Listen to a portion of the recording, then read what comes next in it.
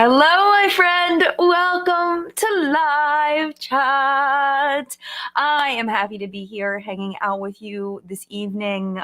Evening for me, whatever time it is for you. Thank you for joining me. I appreciate you. Today, I feel like I've been recycling some of like old ideas from YouTube chats in the past. I've been doing live chats on YouTube for literally like 9 years, maybe even longer. I don't know since the feature became available. Whenever live chat became available, I jumped on it and started doing it. I didn't know what I was doing. We were just randomly chatting about random things. But I've been doing it a long time. So it's hard to come up with like actually interesting, exciting things to talk about. So it's like, you know what? We haven't had just like a community chat in a while. But when we have community chats, usually I just come on and I'm like, hey, what do y'all want to chat about? And I don't really give you any preparation. So I thought because I had a couple of hours after the market today, I was like, well, I'll just post on my YouTube community tab, like what might want to talk about. And oh my gosh, some of the questions were amazing. Like I could have made a whole topic of chat about. It's like I'm gonna save some of these for deeper dives because y'all came up. I mean, it wasn't even that many comments, but there were so many good ones. So I do want to touch on some of them. I have them opened up in a window. Actually, I am gonna keep them open here too, because they're really, really interesting. Here we go. Got it. Okay, I have them on my phone. I have it in a window. That way, make sure that I have access in all places. I don't want to get stuck. So anyway, so we're going to be addressing some of those questions, and I did put some of the topics in the thumbnail. I'm telling you, it's going to be real interesting. But before we get started, I do want to quickly say hello to some of the people that are here live in the collective brain of Makeup Awesomeness, because they are going to be participating in the conversation as well. And if they want to drop any questions, they can. I do have a couple that I definitely want to touch on, but if they want to add on, they absolutely can. If you are watching on the replay, if you are not here live, you can feel free to participate in the comment section down below. You still count. You are still part of the collective brain, even if you are not here live. So let's just say very quickly, hello to Christina. Happy Sunday, Christina. Good to see you. Hello, Teresa. She says, welcome to live chat. Hope everyone is doing well. Waiting to see if we get any thunderstorms later in my part of North Dakota. 89 degrees. Oh my goodness. Well, isn't that a shift than what you're used to? Wow, that's a big difference, because usually we're talking about that you're like well below freezing. So glad it's warmed up there, but that's really warm. That's very warm. Well, hopefully you get some rain. I know we need rain here, so hopefully that works out. And thank you to any of the other moderators that were able to make it, Flory or Steph or Audra. Flory is probably poking around here somewhere. John is upstairs making dinner for me. Isn't that so nice? He's doing the dinner thing tonight. I was like, I don't feel like making dinner. And he's like, I'll make dinner. I'm like, cool. Here you go. This is what you're making. And kind of sent him off on his merry way. So he's going to be making dinner while we're chatting, which is so nice of him. And that way we don't have to wait until like 7 o'clock to eat, because, chatting takes a little while, and so does making dinner. So, but yeah, moderators, thank you so much for being here. If you, the other ones that are here, and thank you, Teresa, for being here. Tracy, hello. Good to see you. I am good. Hopefully you are good too. My keyboard, however, is messing with my mouse here. Ginger, hello to you. Good to see you. Hello, Ms. B Noodle. Good to see you and your little cookie emoji, not emoji, whatever, your little cookie avatar thing. Very cute.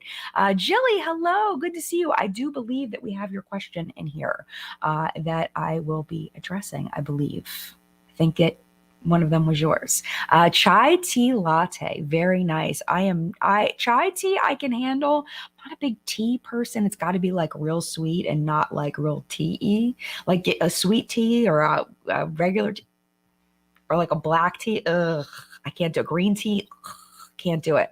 Chai tea I can handle a little bit. I can handle that some. It's not my preferred beverage though. I'm a coffee drinker. Hi, Soroji. Good to see you. Hello.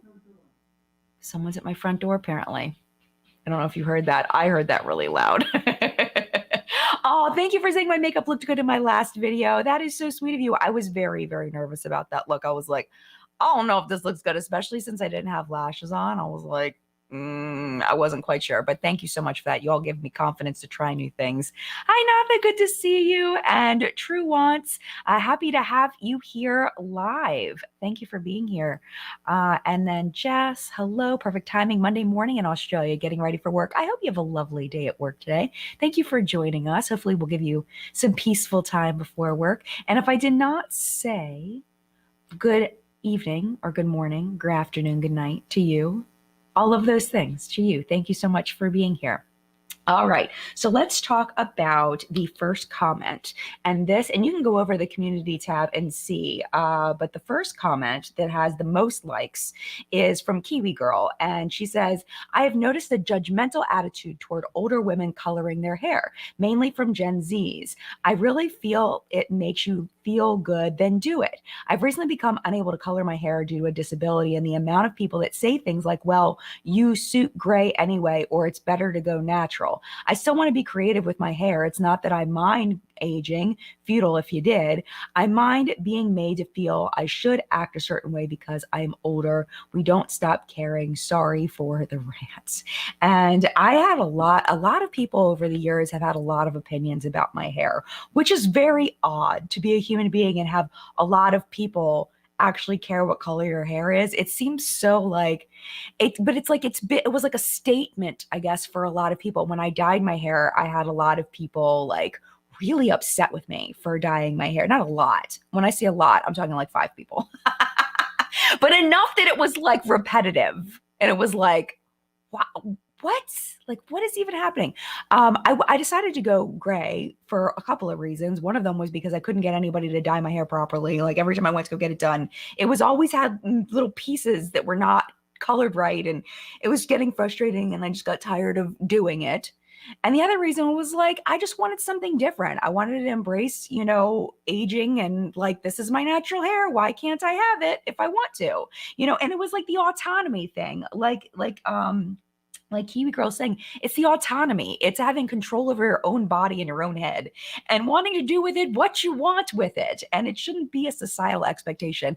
And I think that if in our society we just minded our own business just a little bit more, I think we'd be a much happier place. Like when it comes to things like the way people dress, unless it's like, somebody's naked walking down the street. Like that, I would probably think it's illegal. to walk naked down the street, like something like that. But it's like, it's not anybody's business whether someone dyes their hair, doesn't dye their hair, how they dress, whether they wear glitter eyeshadow. Like, I don't understand why we feel the need to comment on other people as much as we do when it comes to the way that they look, especially when it comes to aging. I think that it's kind of messed up and people should just be allowed to live their lives. It's different if you're friends with somebody. If you're friends with somebody and you know that person really well and you're on that level, then I feel like that's a different thing. Like, it depends on the individual unique friendship. And sometimes you can have friendships where you're just on that honesty level. But if you're not, it's like strangers or like coworkers that you're not close with. You know what I mean? Like, it's just weird. It's just weird the way that, especially women, I feel like really have to say something to each other sometimes. I don't see it as much with men, but with women, maybe it's because I'm around more women. But I don't know. I just feel like it's a thing that we don't even need to participate in. And I feel like, the judgmental attitude, I wouldn't attribute that specifically to Gen Z. I think that it's everybody. I think that it's, boomers all the way, down to, Gen Alpha. I mean, it's like, I feel like everybody can be judgmental, and that's just a character trait that some people are just more judgmental than others. And I don't necessarily feel like it's generation based, but that's just me. Let me see what you all are saying. Hi, Donnelly. Donnelly said there's an older lady that walks around naked because her body is fully tatted. Well, that sounds kind of interesting. Like, I don't know. I might draw the line at fully naked. I don't know though, but it's like, who are they are they really bothering anybody really and truly? I don't know. Is it my place to tell someone put on clothes? No, not really. Like, it's the law's job. It's not my job. Like, for example, at the market today, there were these 3 teenagers and they were very scantily clad. they were obviously very young, and they were walking through the market, and one of them was wearing like, what do you call it? It's like lingerie basically. She was wearing a little shorty, it was like a little dress, I think it was either shorts or dress, and then like the straps that hold on to the fishnets. I forget what you call those, but like she was literally probably 16 years old and like boobies sticking out and everything, and it was like, it's a farmer's market. Like it's like, it just seemed to me inappropriate. But am I going to say anything to her? Absolutely not. Not my place. But I can kind of go like, wow, that was an interesting choice. I don't know her. I don't know her life, but I can look at it and think, wow, that's something that I wouldn't do or allow my child to do. I mean, it was really scantily clad, especially for a farmer's market and somebody that young. Garters, thank you. Yeah, she was wearing garters with fishnets. It's like, what is happening? Time and place, you know? But I didn't say anything. That's my point, is I didn't say anything because it's not my place. So that's kind of how I feel about that. All right. So yes, exactly. It's a farmer's market, not Coachella. Exactly. It's like, I wouldn't wear a wedding dress to the farmer's market. Time and place. All right. So the next question is, Rose, because Rose knows that I am not going to be able to pronounce her name the way that it is. And I'm probably going to make it not right. And I don't want to not get it right. So thank you, Rose. We're having Rose next to your name. All right. If you're in the right headspace for it, any tips for managing so many things as a neurodivergent person? I'm always constantly battling with executive dysfunction and struggle sometimes just to make dinner, but only if you want to talk about it is basically the end of it. Okay. So neurodivergency, if you're not familiar with that, is, it can categorize a lot of different things that can go on with people. So for me, my ADHD is a neurodivergency. Autism can be a neurodivergency. It's where your brain just doesn't function the same as a neurotypical person. So things that we can really struggle with is something called executive function. So just being able to manage tasks throughout the day. And really the biggest thing for me that has helped me so much with managing tasks, because that has been a struggle my entire life, is making in my phone. I think I've talked about this before, as I have like the little, on my phone, you can do like a checklist with little bubbles. And I think about all the tasks that I need to do for the day. And then I put time slots in of how long those tasks should take.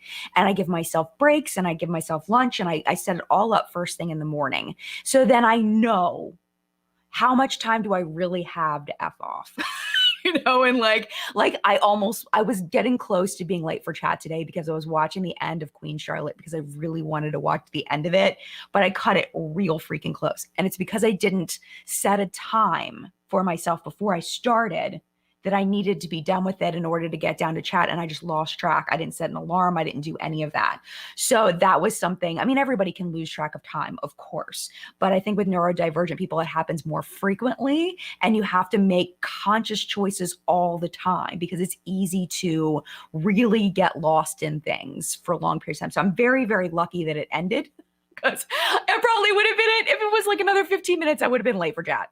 Like I would have been so engrossed. I wouldn't have known that it was time for chat. I would have missed it. So the biggest thing for me has been to make lists of times of what I really truly need to get done for the day. For my marshmallow stuff, I'm always, I have a plan that I set up on Mondays. It's always the same plan of exactly, what I need to make for the week. I have the recipes there. I have, whether I'm making boxes or I'm making my 2-packs that I do for the market.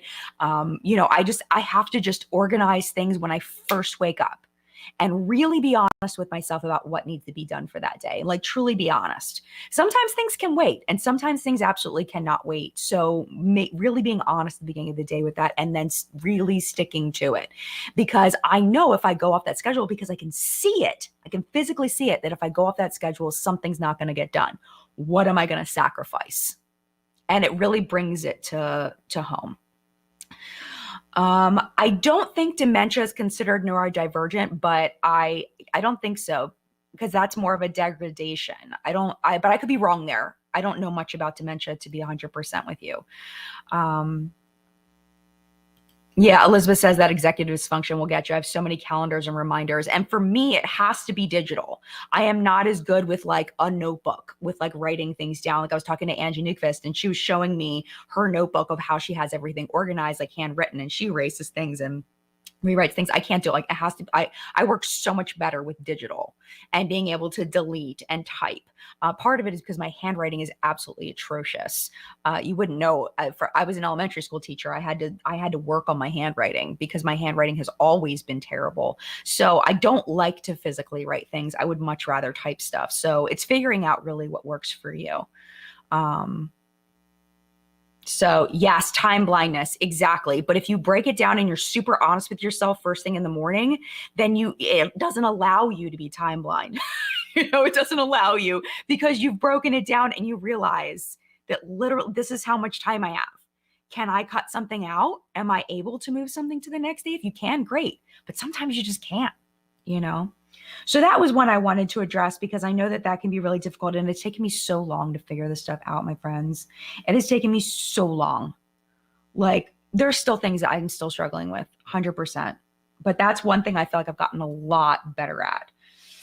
All right, so next one. I thought this was a really hard question and a really great question. Okay, Valerie's journey. I really want to learn how to know which beauty products that are made in China are done so in a lab that does or does not treat their employees like slave labor because we've seen the reports of, people in China working in these factories working for extremely low wages in horrible conditions, very, very long hours, just horrible. It says, is or isn't hygienic or clean.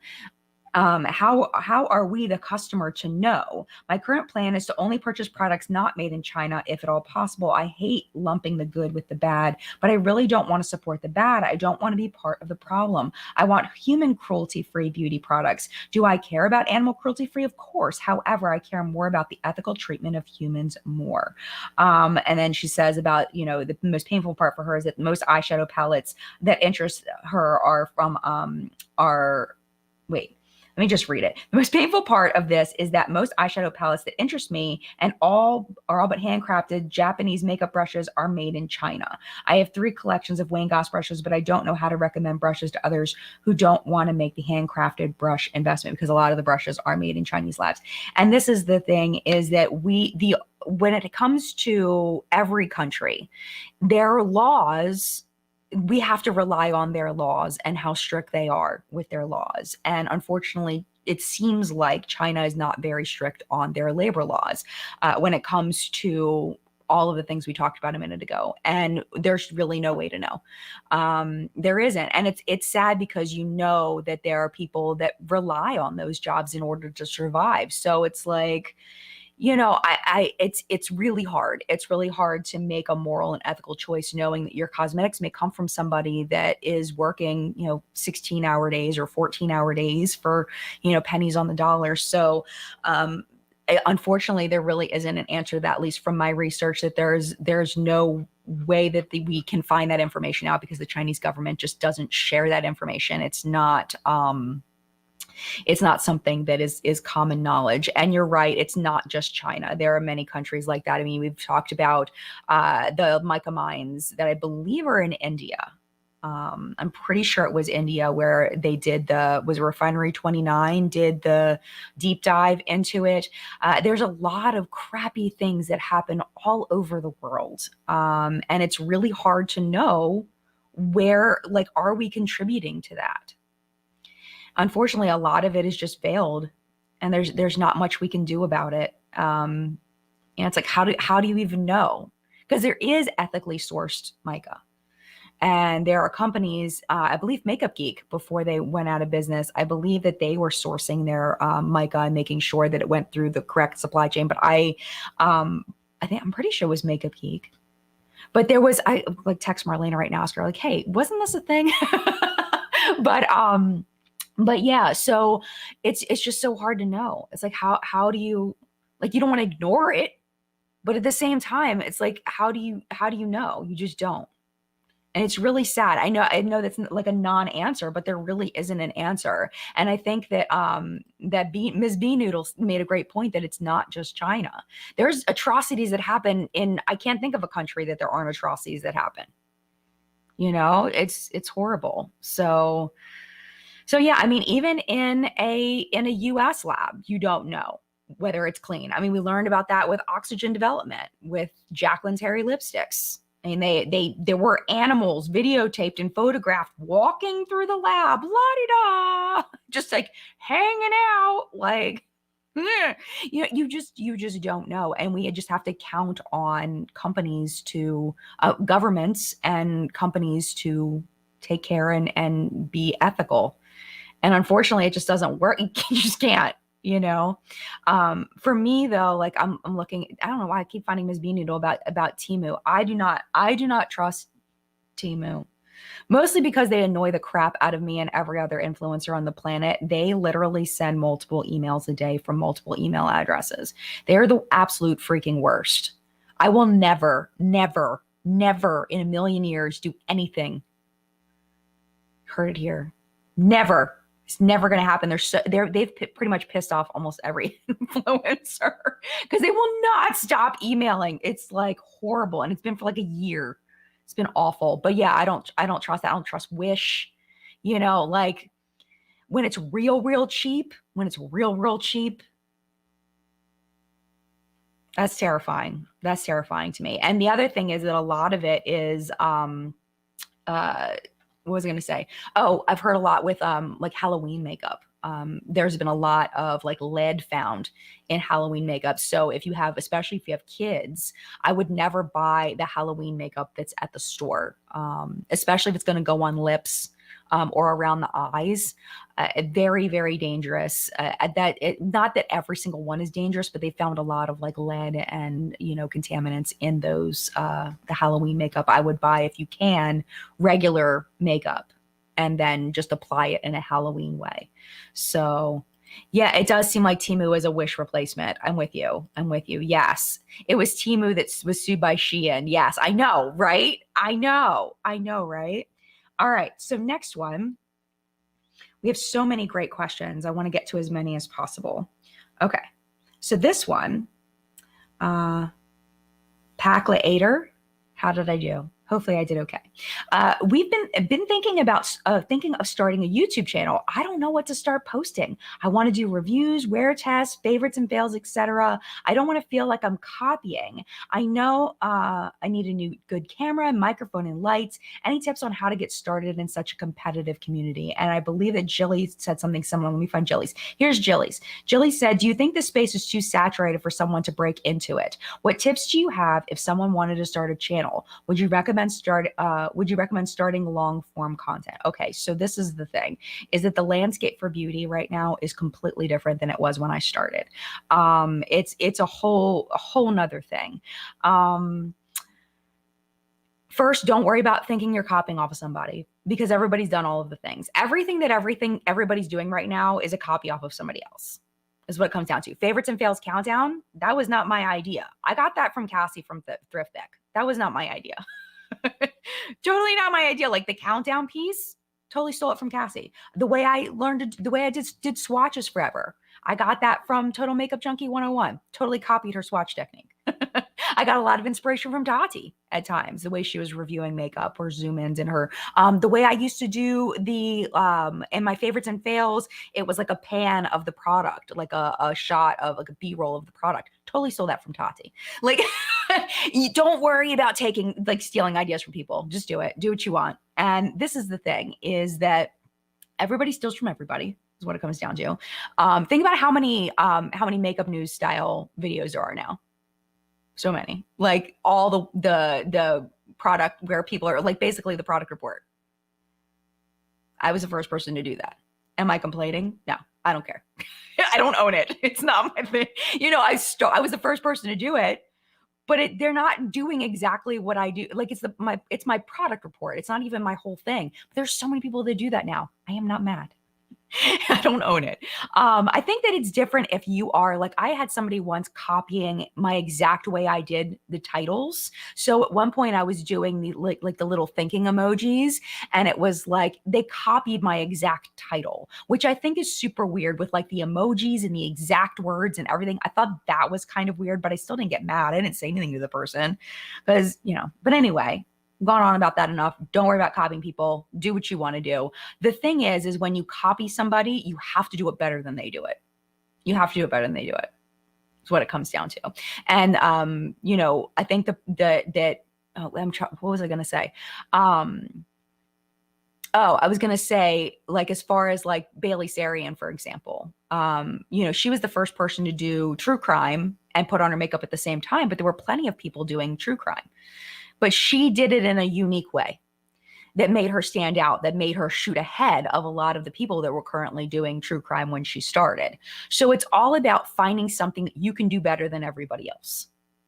And for a lot of people, it's their personality. Like it's who they are as a person that makes them super unique. So for me, I feel like it is my geekiness. I feel like that's what really makes me stand out, is that I'm willing to do the research. I'm willing to spend the hours looking through freaking bankruptcy dockets to find all of the stuff. And I think that's where I have my magic on my channel. The fact that I, will go into ingredients and really look into, the PubMed articles and things and dig stuff out.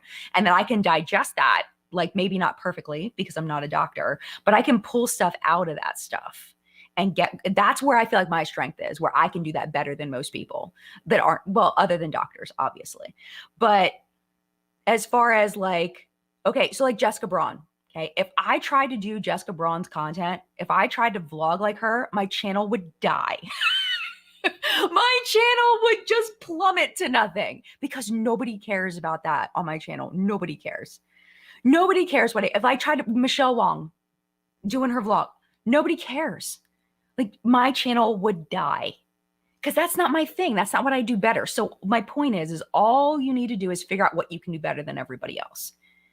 And the other thing too is to make sure that you are doing something that you love and that you enjoy, because chances are it's going to be a good solid year, good solid 100 videos before you feel like you're a success, if ever. Because there are a lot of people that have put up hundreds and hundreds of videos and then end up quitting because they're just not seeing their return on investment in time, for one reason or another. Who knows why?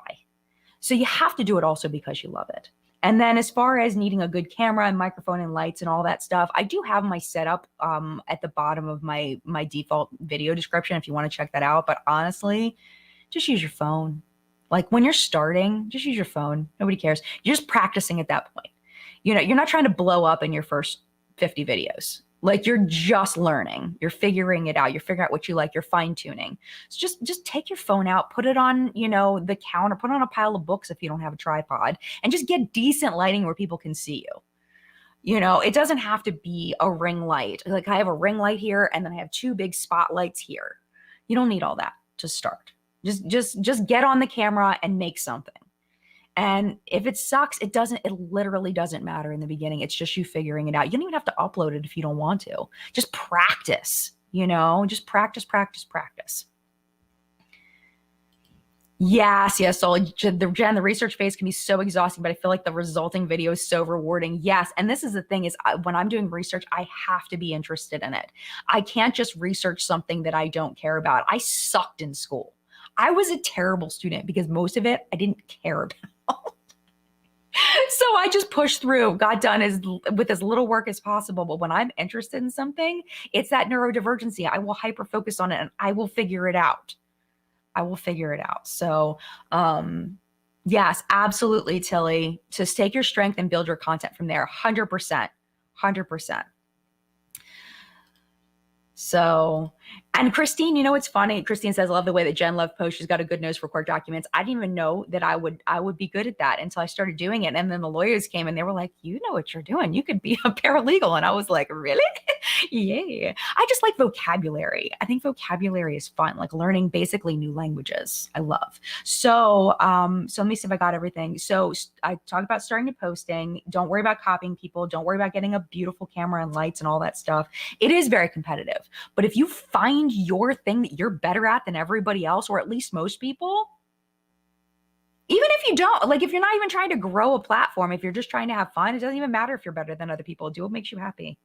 It doesn't have to be all about making it a full-time gig. And let me go back to Jilly's and make sure I got all the Jilly's. Space is too saturated. Absolutely not. Absolutely not. Not if you're better than everybody. Absolutely not.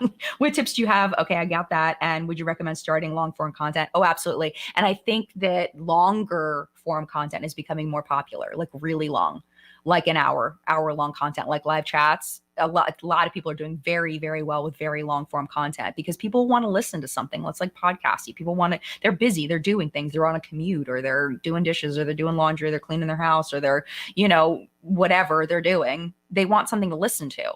So I would not be afraid of long form content. And honestly, if you want to make money in social media, YouTube is the way to go. Don't even TikTok, that's not the place to make a ton of money. You have to get in order to make $100 on TikTok, this is what I've heard. You need at least 1 million views to make it that 100. Was it? Is it $1,000 or $100? Anyway, it's very little you make on TikTok for 1 million views. On YouTube, 1 million views is going to get you thousands of dollars. So it's like YouTube is the way. If you want to make money, go on YouTube. Don't do TikTok. TikTok is you'll grow fast, but when you do something fast, you don't get the return. They don't pay well over there, and Instagram's even worse. So yeah, I don't even think they're paying over on Instagram anymore.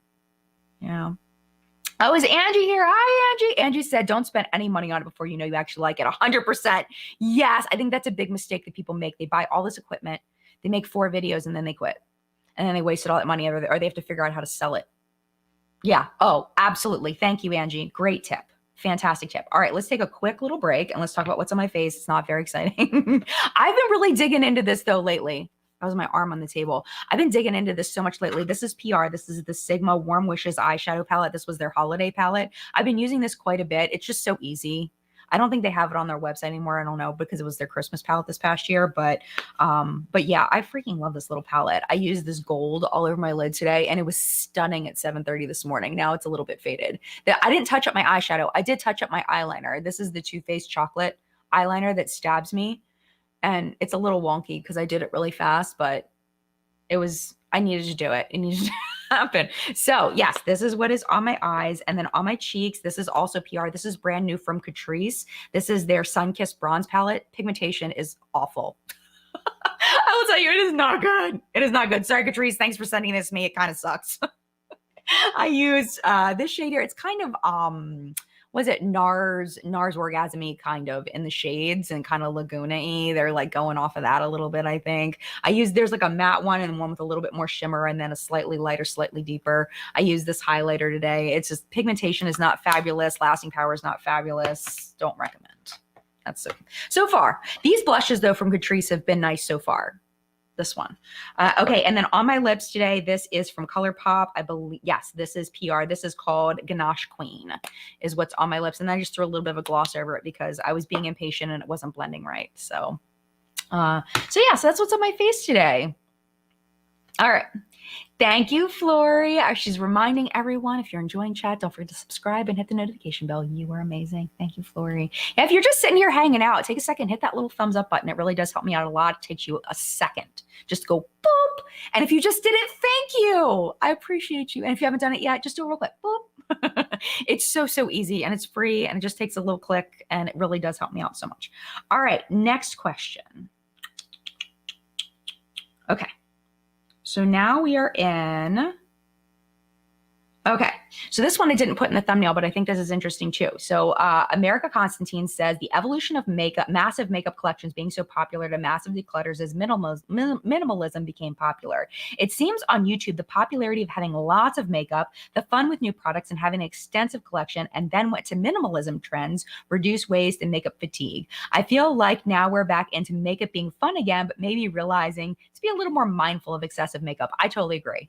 Oh my gosh, absolutely. And I think that the binging on makeup, for lack of a better term, in my brain was all about the excitement of all of the new things coming out. The makeup industry absolutely boomed. And I think that it inspired makeup companies to come out with so many more products and so many more interesting products, things that they hadn't come out with before. And I think that people just got really excited about it and just wanted to buy all the things and the FOMO and all of that. And then it was like, holy crap, I have way too much stuff. Like, what am I going to do? And then it's overwhelm and it's decluttering. And now people have decluttered and they're like, I want to buy stuff, but I want to get back to where I was. So yes, absolutely. Totally agree with you. I don't know what else to say about that, but totally agree.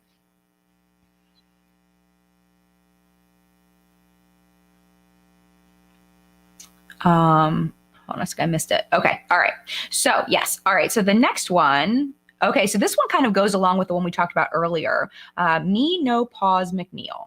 Why is there so much judgment in general over what women to choose to do or not do when it comes to their appearance? Whether one likes makeup, to color their hair, get procedures done, or not to do them, have their nails done, etc. So much pressure placed on women, not just by society. We do it to each other as well. I'm just curious how everyone feels about views getting older. Yeah, and it's kind of like what we were talking about a little bit earlier, just like a little bit of a different spin on it. And the thing is, I think that, it's you don't know how you're going to feel when you get older until you get older, and then you're like, oh, so this is what it's like the whole I'm going to be 45 next week. Well, Thursday is my birthday. I will be 45. And my hormones are changing. Like, I feel like I'm going through teenagerhood all over again as far as like my hormones being weird. It's different, but like I'm getting like weird random pimples. Like, it's odd. And I feel weird. Like, I almost passed out yesterday. Like, I could get more private, but things are just weird.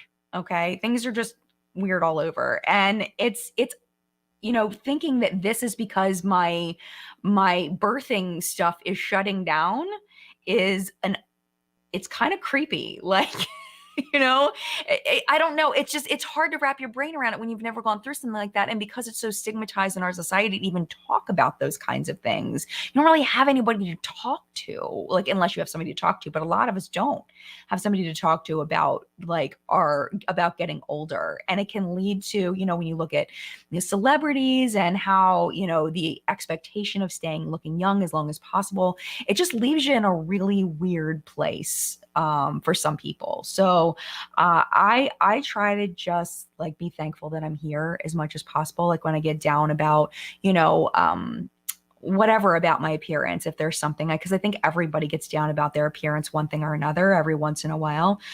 Probably even the most beautiful supermodels every once in a while look and they don't like something about the way that they look. And I think that it's just one of those things where I just try to really be thankful that I'm here. Thankful I still have air in my lungs, and thankful for the things that I have, and try to just focus on that. Sometimes it does get to me though. Sometimes it does. So, I think that that's natural though. And I think accepting that that's natural and being okay and forgiving of yourself when you're feeling a little down, that's okay to feel down sometimes, that's normal to feel down sometimes. And, and not to beat yourself up over it. And if you're able, a mental health day here and there. I tried to take them when I was teaching. I think I took a total of 2 in the 11 years that I was teaching. I took 2 mental health days because it was too much work to prepare for a mental health day.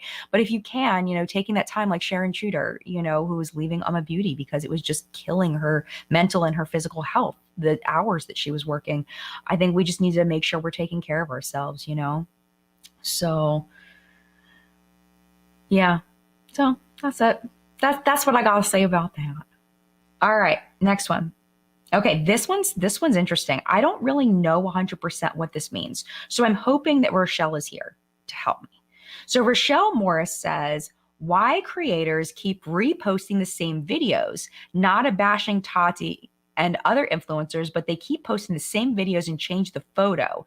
Not sure if they're doing it to get more views. Okay, so are they reposting? Okay, so this could be a couple of things.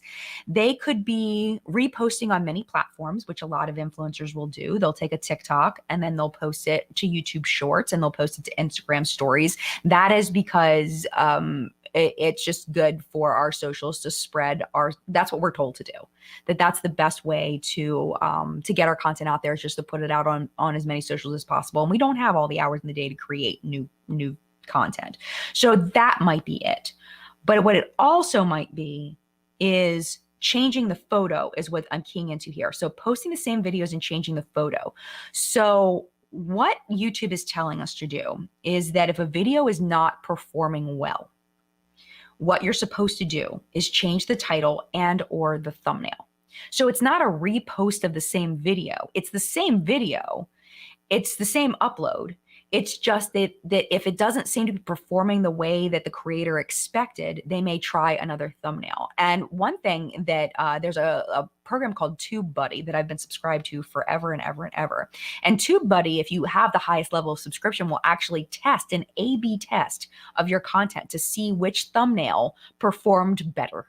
I don't really understand the inner workings of exactly how that works, but it's just a way that creators tweak their content. It may not be a re-upload. It may have just been a reimagining of the thumbnail or the title. And some creators will create 2 or 3 thumbnails and then flop them around to see if the views spike when they change the thumbnail. All right, Angie, I see some reposting videos in the community tab, probably because the views were not what they wanted them to be. I see some do it. Tati as an example. Yeah. So is she posting a link to her community in our community tab saying, hey, I posted this video? Because that would make sense to make sure that people saw it. That makes sense.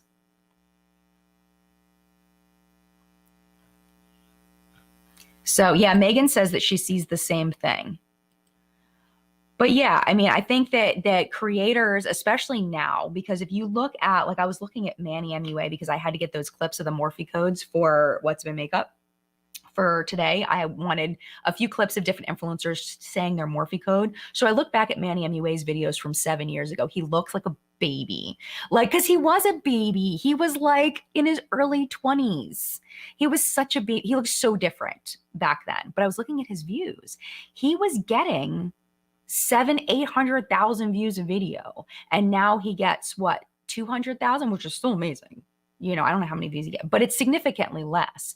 And I think when you are at that level where you're getting millions of views, like a Tati or a Manny MUA or a Laura Lee, and you were getting millions of views and now you're getting 300,000, it feels like I'm doing something wrong. I'm doing terrible, blah, blah. But even though they're doing amazing, like what I would do for 200,000 views. Oh my gosh, I would die.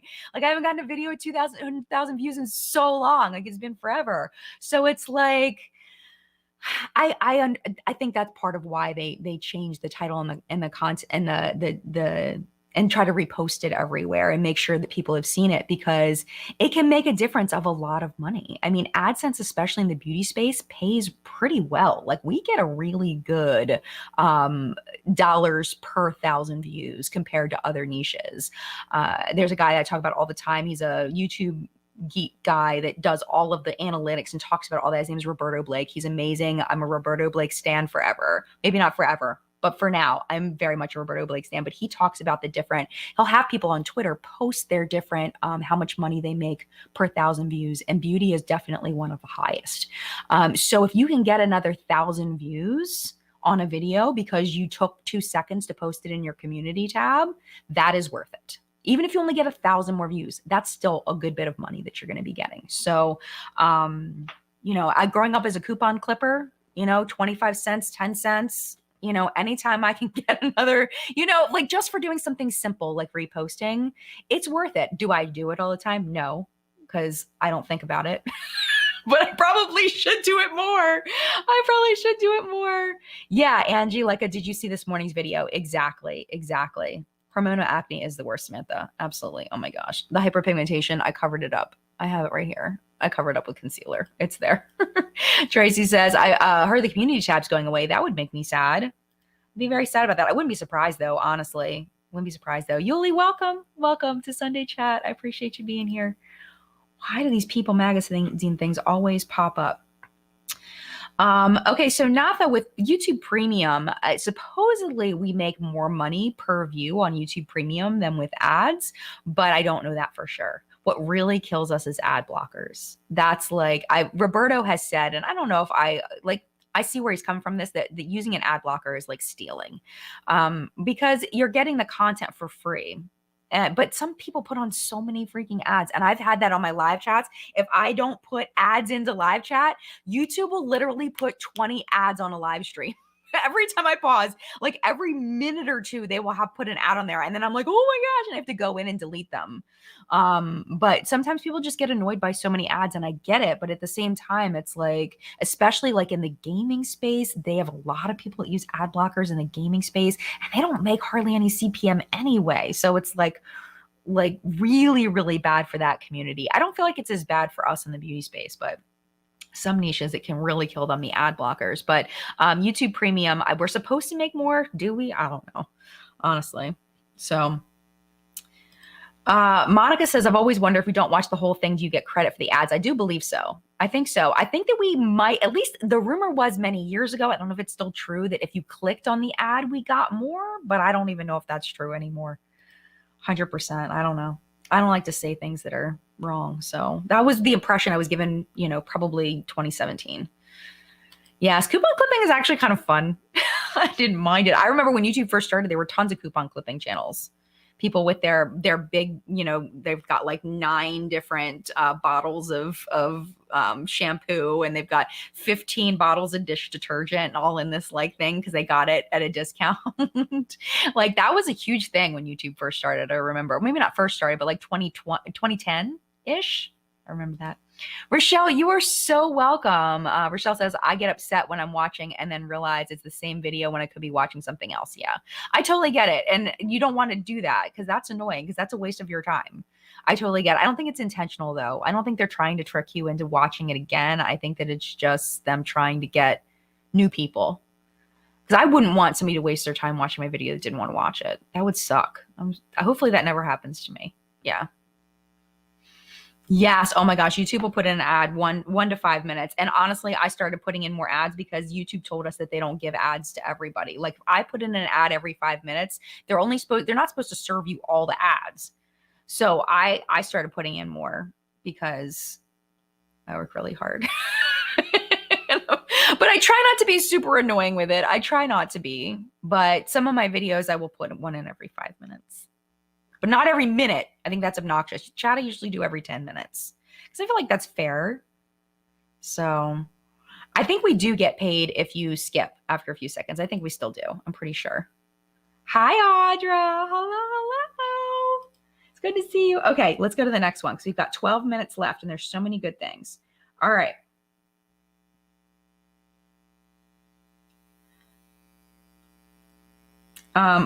This one's about decluttering. Like, how do you declutter? Lisa's like, my makeup collection has aged. Thinking pre-COVID, it's making me edgy just knowing I have a huge amount of makeup and I can't possibly use it all. I want to pare down to a manageable collection that I can enjoy using. Any tips? Bring them to me. If you find out any tips, you need to bring them to me. So I have 3 giveaway boxes I need to pack. I did not pack them this week. My giveaway winners have not gotten anything yet, but it's in my mind to do. I just got really busy this past week with marshmallow stuff. But it's definitely happening next week. So giveaway stuff to friends and family, women's shelters. That's what they always say. Project Beauty Share is fantastic to declutter stuff. But tips, I'm really not good at that. I'm not the person. Go talk to Hannah Louise Poston.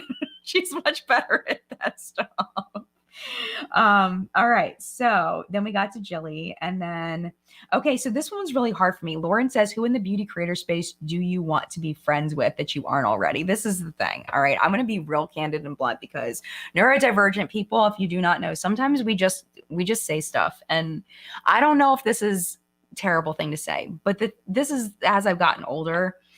I feel like I have enough friends. Is that terrible? Like, I think I would love to meet people. Like, I would love to meet people and maybe find out if we could be friends. But I don't look at somebody and be like, I want to be besties with that person. I want to call that person like, I've already got my people, like I've got my people. I've got Audra, I've got my people. Like, and I talk to Angie sometimes. I talk to, I have people that are already those people for me, and it's like, I don't know if I want to be friends with anybody else. I think I'm solid, but there are lots of people that I would love to meet. I've just started watching more Jen Phelps videos. Allie Glines seems lovely. Just started watching more of I Am Jamila. Love her. Who else? So many people. So many people. But those are some of the channels I've been watching more of lately, that I think I would vibe with those people. There's so many people that I would love to meet, but would I want to be like best buds with them? I don't know.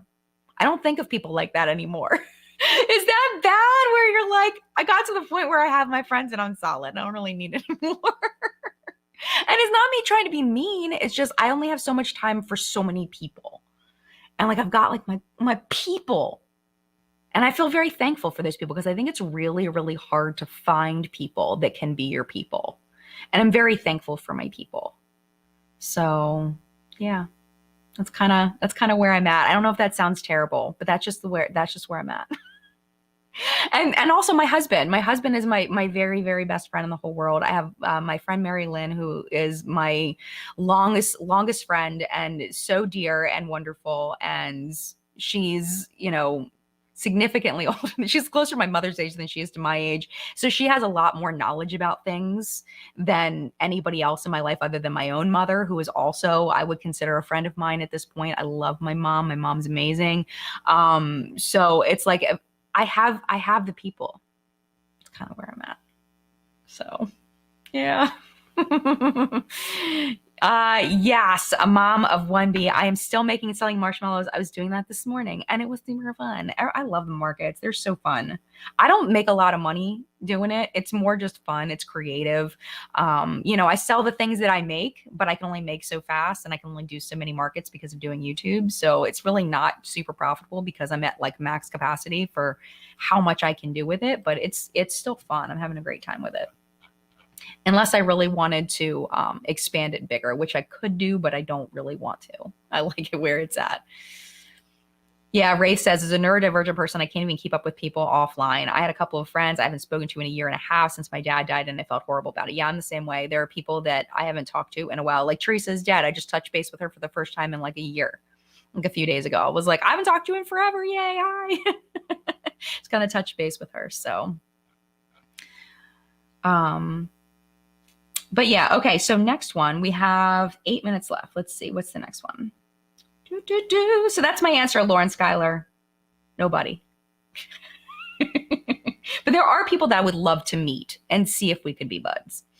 Lauren has another one. Have you ever thought about leaving YouTube? If so, when and why? Yes, I did. And that goes along with Lauren's other question. What is the hardest lesson you've had to learn as someone with an internet presence? And I think that also links into the neurodivergency piece, is that like I've always been a learning kind of person. I've always been someone that loves to learn. And the biggest, hardest lesson for me was to not learn in the public space. If I don't know something, to learn it on my own and then share what I've learned. Or as I'm learning something, share the information that I'm learning, the source of the information that I'm learning, because that has been big mistakes for me, learning out loud on the internet, because when you don't know something, you can sound like a complete idiot. That's what it comes down to, because you literally don't know. So you sound really stupid. And I have sounded really stupid in the past because I've said things that I didn't understand and I've learned in public. So that's been really hard for me. That was a hard lesson, but I feel like I'm in a good place now with that. And then along with that, another thing is that I don't need to respond to every single thing. I don't need to, like, people will leave mean comments. And for the longest time, like, I don't know if you know Kate the Great.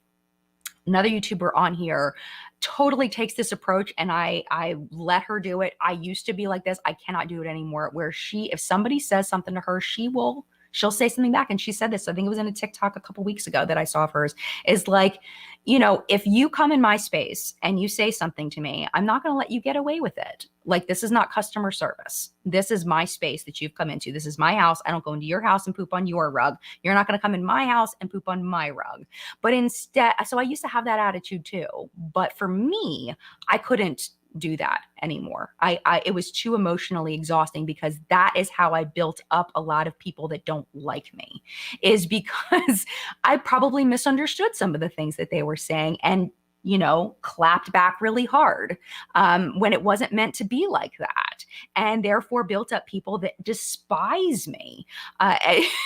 It wasn't intentional. Like, I didn't do it on purpose, but, I don't need to respond to all of the things, especially if I'm not sure the intention behind the comment. So that was a difficult lesson for me to learn. Now I either let the comment rest, or I will, if it's really mean, I'll block the person. And then sometimes I'll delete it, but rarely. It's usually a block, or I'll let it rest. And every once in a while, if I feel like the person has good intentions and I feel like it would really warrant an answer, every once in a while I will respond. But I try to be as kind as possible in my response, while answering honestly. So those are kind of the biggest lessons that I've learned, and hardest lessons that I've learned being a public person on YouTube. And I feel like they've helped me be a better person just in general, just overall, because I've learned a lot through it, because I learned where I was stupid. And I went out and educated myself. I learned that I had a hole in my knowledge that I didn't realize I had, and went out and educated myself. And it's made me better. So that's definitely, the hardest lessons. And as far as ever thinking about leaving YouTube, that was when I felt like I might need to leave YouTube, was because I had made huge mistakes, and I had said dumb stuff, and I had acted wrong. And it was bad. It was really bad for a little while. And I just decided, I was like, I don't know if I'm ever going to be able to be welcomed back. I don't know if I even have an audience anymore that would care what I have to say at this point, because I've acted so poorly. But thankfully, I was able to shake myself out of that and realize that I could learn and grow from it, and that there were people that did still care what I had to say, and understood that I'm a human being and I'm still learning, and that it's okay to make mistakes, as long as, you try really hard not to make mistakes, obviously, but if you do, the most important thing is learning and growing from it. And that's just kind of what that's all about. So I did think of leaving YouTube at that point, just seeing, how disappointed people were in me. And that was the hardest thing. I had to put disappointed in my blocked words for a while, because it just hurt me so bad to see that word of people being disappointed in me. It like cut me to my soul. It was really hard because I feel like that's one of the worst things, is to have somebody disappointed in you. It's that, and then feeling like you're misunderstood, or you can't tell your whole story. And it was, a time that was really hard. And I wasn't sure if this was for me anymore. But I'm really thankful that I stuck with it. I'm really thankful that I took it as a learning experience and didn't just go away, and didn't just say, you know what, this is just the way I am, and quit. That I took it as, this is a way that I can be a better person. So I did. But really, that's the only time I thought about really and truly leaving YouTube. I love it so much. I love this job. I'm so thankful to do this. And I wouldn't be able to do this without you all. If you didn't watch my videos, I wouldn't be able to do this. I would honestly, though, I would probably still make YouTube videos, even if this wasn't my full-time gig, because I love it so much. But I wouldn't be able to make the content that I make, because it's too time consuming. So I would have to do some kind of pared down version of what I do if I had another full-time gig on top of this. So I thank you so much for being there, and for enjoying what I make. Like, thank you so much for clicking, and for liking what I do, because I wouldn't be able to do it without you. So you guys are awesome.